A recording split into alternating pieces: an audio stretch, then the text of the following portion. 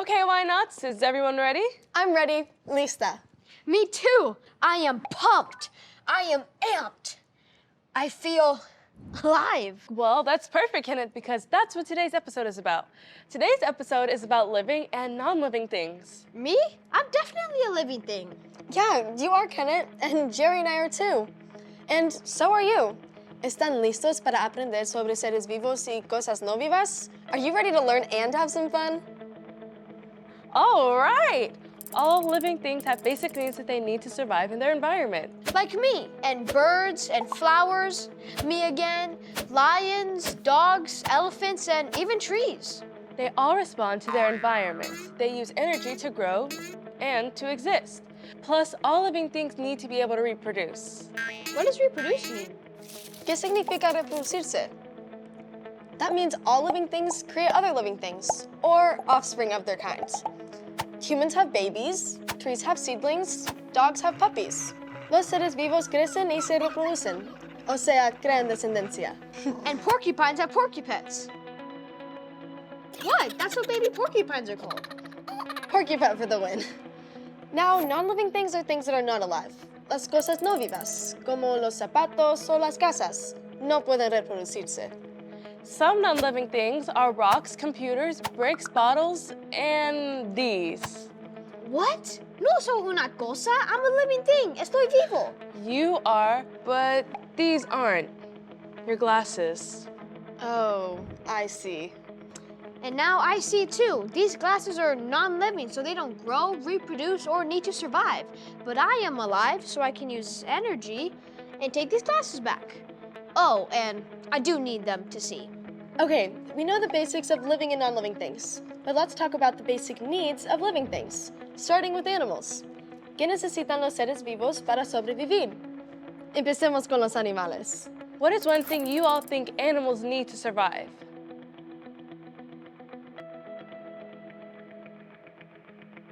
Here's a hint. It's something that I need. Breakfast, lunch, and dinner. They all need food, comida.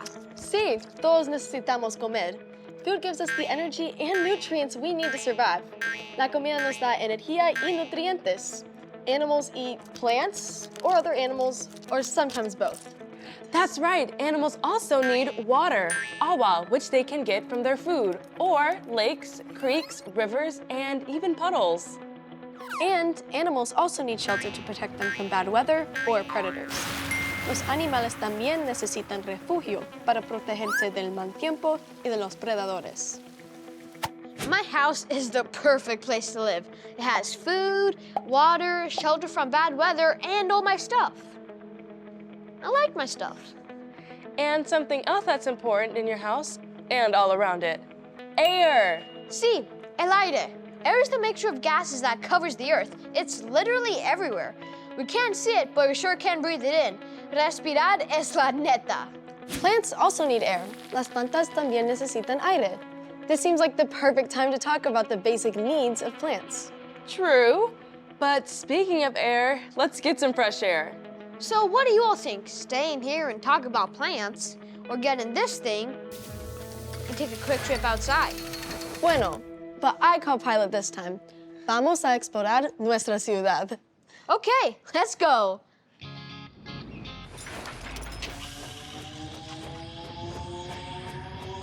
Okay, so look here in Dallas. You can see many non-living things.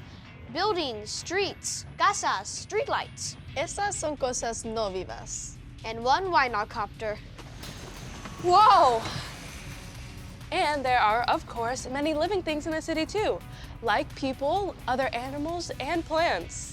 Esos son seres vivos, como nosotros. But let's go a little farther outside the city. Look at that field up ahead. Let's stop there. Paremos en ese campo.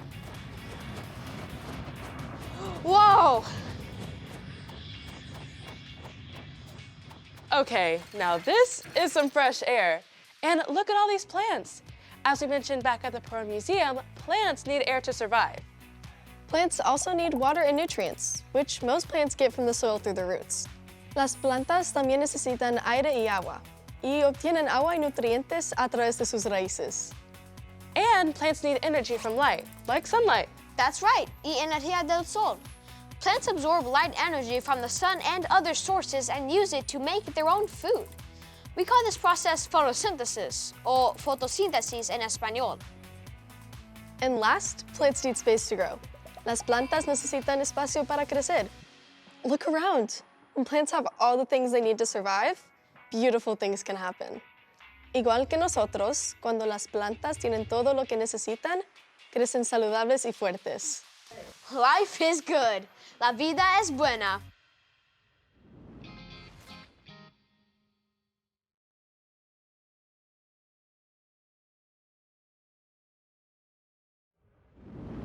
Hey everyone, we're back. Ya regresamos. We were just talking about living and non-living things. Living things have certain requirements that they need to survive. Los seres vivos necesitan ciertas cosas para sobrevivir. Animals need food, water, and shelter. And plants need air, water, nutrients, light, and space to grow. So, is everybody ready to learn more? All right, let's do this. Now we want to talk about interdependence.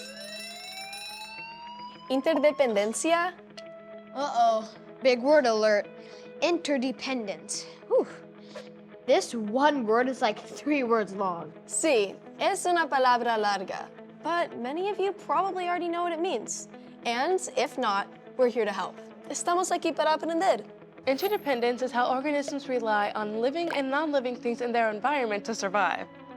La interdependencia es como los organismos vivos y no vivos dependen de sus medios para sobrevivir y cómo se relacionan entre ellos. Oh, they depend on each other and other non-living things too. There are great examples of interdependence right here in this terrarium. A terrarium is an enclosed environment for small plants and animals. Un terrario es un ambiente cerrado para plantas y animales. Check it out. What living things do you see? What about non-living? Do you see any? Eso. But I think in order for us to dig in a little deeper, someone needs to get in a little deeper. Literalmente más profundo. Simulator time? Simulator time. Visitemos a profundidad del terrario. Sophia, I think it's your turn. Te toca. Well, you know what I say. Cualquier cosa por la ciencia. Anything for science. And why not? Let's go. Engage terrarium simulator. Shrink Sophia to frog size. Hola, pequeña rana. Perdón. Hola, Sophia. Okay, pequeña Sofia, do you see any living things? Ah! Un grillo gigante! A giant cricket! Oops. I think we made her too small. Hang on. Sorry. That's still a very large cricket. I also see a frog and plants. Frogs eat crickets. This frog depends on the cricket inside the terrarium to be its food, and the cricket depends on the plants inside to be their food. Ya sáquenme de aquí. Creo que la rana piensa que yo soy su comida. Relájate. Lo siento, Sophia. And the cricket, frog, and all the plants depend on water. Water is a non-living thing. Claro. El agua es una cosa no viva. Sophia, do you see any other non-living things? I see rocks and a light bulb. It's very bright in here. Plants depend on light energy from the light bulb to grow. Las plantas necesitan la luz desde el foco. And la rana depende de las plantas y las rocas para refugio y sombra. The frog depends on the plants and the rocks for shelter and shade. It's interdependence. Interdependencia. Así es, Sofía. Muy bien. Every living thing in this terrarium depends on other living or non-living things. Cada cosa viva en el terrario necesita de los otros seres vivos y cosas no vivas. See, interdependence isn't such a big word. But just so we're clear, I'm not eating that cricket. Oh, no worries. Looks like the frog already got it. Well, go ahead and come on out of there, Sofia. There's someone I want you to meet. Ya vente. Let's go. Hey everybody, meet Ryan Hanley. Ella cuida los animales. She takes care of some of the animals here at the Dallas Zoo, just like Lola. Hey, Whynauts, so glad to meet you all. And so happy to see all you too. Sophia, nice to see that you're back to normal size. Yo también. I prefer this size actually. It suits you well. Anyways, Ryan, we were just talking about interdependence. We've learned a lot already about how organisms depend on living and non-living things to survive. So how is interdependence important as a caregiver to the animals? Really, it's everything. While we have a lot of animal habitats here where animals live, it's up to the caretakers to make sure they're safe, well-fed, and happy. The plants and the animals depend on me and our entire staff for food, water, and shelter. Do caregivers care for plants and animals any differently? ¿Qué es lo que usted hace para cuidar a los animales y a las plantas? Well, let's talk about their food. Plants are producers because they use light energy to make their own food.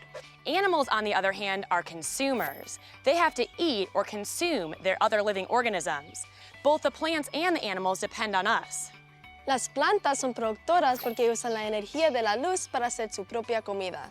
Y los animales son consumidores porque necesitan comer otros seres vivos. Do any of you Whynauts have pets at home? I do. I have a dog. Se llama Popocatépetl. Popocatépetl? Yeah, it's Aztec, named after a volcano in Mexico. My dog has tons of energy. Now, your pet at home depends on you, just like the animals here depend on me. Do you ever help feed your pet at home? Yes, I do, todos los días. And I give her water para que tome agua. And I take her on walks for exercise. Having a pet is a big responsibility. They depend on us for food, shelter, and water. Do you have pets at home? How do you help take care of them? Even if you don't have pets, maybe you have plants. Those plants depend on you for energy and nutrients by way of fertilizer, and to make sure they're getting enough light. Wow, it sounds like you guys really know your stuff about living organisms and interdependence. We got this.